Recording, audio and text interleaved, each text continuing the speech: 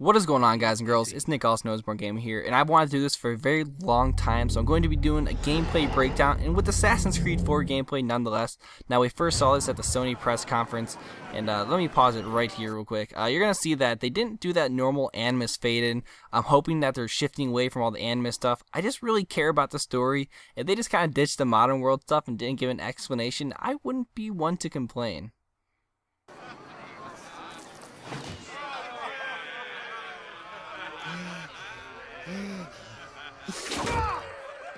Now, while it seems that Haytham and Blackbeard are kind of teasing this guy, the thing that I took away from this experience and reaction between the two is that Blackbeard seems to be a real ally, somebody that's actually going to be fighting with you in a game. Now, I know that guy in Assassin's Creed Revelations, I don't even remember his game. He's that forgettable of a character overall. He did help, but, there's not really much that can be said about other allies in the game that actually contributed to your gameplay experience.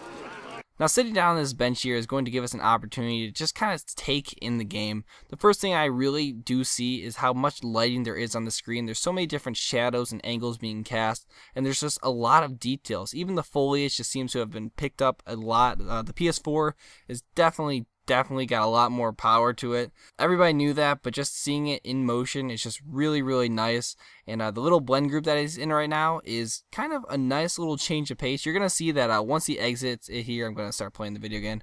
Once he exits, he actually says goodbye to the girl on it, which kind of makes me feel like it's a lot less awkward to get into these random blend groups. And maybe there's an explanation for why people don't just push you out of the group and say hey, I'm talking to my family here, maybe you should stop. And you're gonna see these stops right here to talk to these guys who are gambling, or maybe take a drink or whatever. But he's got to wait for that annoying Assassin's Creed thing where people just stop and turn around and look behind them or do something. It seemed a little bit more natural there. And you're going to see the very nice foliage move out of the way. I'll get into that more later. But as the guy just kind of awkwardly gets running away, I will say that it's cool how he puts his hood on and how it's really interactive with this blending. They have that cool little corner hide that they added in Assassin's Creed 3. Really glad that made a comeback. I didn't think it would leave. And something that I wanted to point out right here, how absolutely cool is that when he's stalking underneath the leaves, he's actually hidden. He's not underneath these weird angled 2D bushes that I feel like anybody could have seen through. But now that the game definitely has a bunch more power behind it, you can kind of actually believe that people can't see him. And that's something that I feel like was missing to the Assassin's Creed series. Not just stealth, but the believability that you are being stealthy. What was that? You certainly didn't bring some of those sandwiches in tall, Jenkins. Look sharp. Stevens, make certain there's no surprise. I do like there in that interaction how you were able to avoid combat. I didn't feel like I got enough of that in Assassin's Creed 3, so I do find that going to be very welcome. Hopefully they have a lot of mission objectives where you can get away without getting any kills. This seems to kind of be a necessary kill, and I'm really glad that he got that kill. In the press conference, I think it kind of glitched out and he didn't.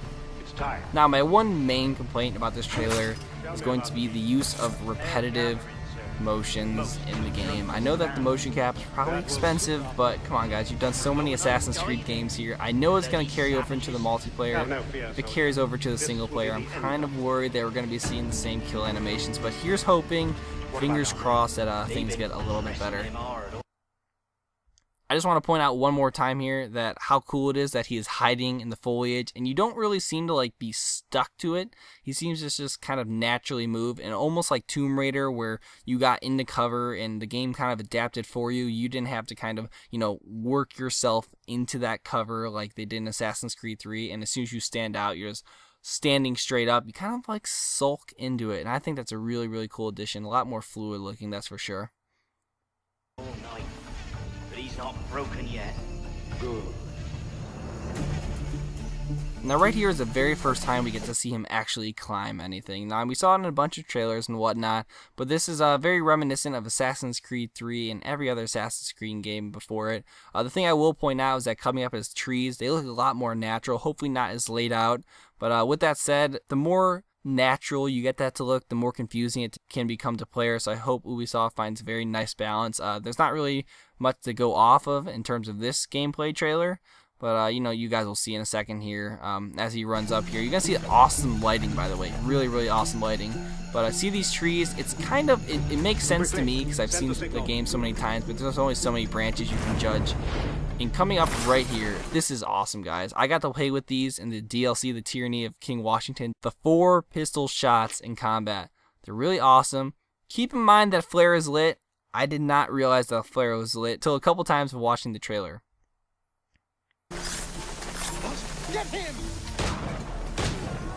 Now that's pretty fucking badass, wouldn't you guys say? That is really, really cool. But the flare has gone off, and Kenway seems to have realized that the shit has hit the fan. Where he sees all the cannon shots that have gone, he decides to run and jump and fly and glide and do all the hardcore parkour that he wants. And reminiscent of the Assassin's Creed 3, I know I've said that so many times, this game really does lend itself a lot to Assassin's Creed 3, which isn't always a bad thing. The parkour in that game was obviously the most refined of the series. I was kind of hoping for a little bit more. That does kind of improve with time, and we will see. Cool enough, he did remove his hood there. He did add his hood in force earlier, and I just want to point out that that looks really, really, really, really cool. Now, my main complaint with Assassin's Creed 3 and their naval battle was that it was kind of slow. It wasn't exactly boring, but at times it could get tedious, and I wondered how Ubisoft would manage with having exponentially more boat battles and traversing of the sea in this game, and I think that they may have answered my prayers, my questions, my concerns. You're going to see it coming up here. The boat turns much, much, much more quickly, and in addition to that, they have weapons at all different sides of the boat, so you're not defenseless at certain points. Something nice they added here was they improved the cannon angle. It was kind of hard to see against the water, and even when you're turned around, as opposed to the other game where you'd be completely defenseless, you're able to drop a little barrel brigade behind you. I'm not really sure the name of it, but it's definitely a really cool addition, and it could actually be really useful. Stuff like this kind of makes me wish it was in the multiplayer. Not really, I don't think it would be popular, but it'd be kind of cool to try like once or twice, so I thought that was kind of cool. You see how quick that boat went down. Previous game would have taken quite a long time, and something I couldn't really tell in this game because obviously I'm not watching the guy's hands. I'm hoping that when you're in cover, you can hold down the cover button as opposed to being set to a predetermined amount of time. It's really annoying to like see cannon fire coming in and then watch all your guys stand up and take a cannonball to the face. Now right here, swinging onto that ship, I'm not sure if that's the only way that you can get onto the other ship. If it was, there's definitely a lot worse ways you could do it, but swinging from up here is pretty cool. Unfortunately, you go into that lame double assassination. It's lame now. It used to be so cool, but I'm just so used to it, and I kind of get sick of watching the little auto lock-on. But overall, it's a very cool thing boarding the other ship. It happens so quickly.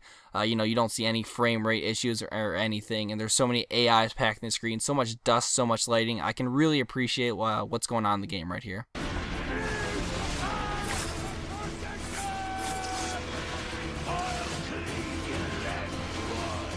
Now I'm going to pause right after he kills the second guy. At first, I kind of had trouble understanding why he selectively only killed those two. And then I realized that he was going after the redcoats. And obviously the British are attacking, so I think that's kind of cool that you have a common enemy. I'm sorry to all the British people out there, all those from the UK and whatnot, that feel offended. But red is a really easy target, and you can't really blame them for going after that opportunity one more time.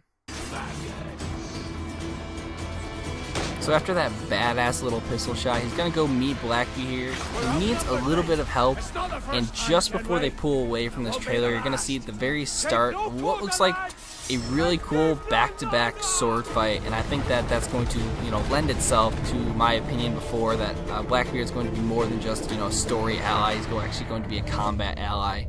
And at the very end here, they do something cool. They show you all the shit that you can buy with this game and just how much money we will spend on it, and I'm going to be very confused looking at all the pre-orders. So I hope you guys enjoyed that video. I'm Nick, also known as More Gamer. Don't forget to leave your feedback down below and subscribe while you're down there, and maybe leave a rating if you enjoyed the video, or if not, you know, tell me what I could have done better. Nick, also known as More Gamer. I'll see you next time.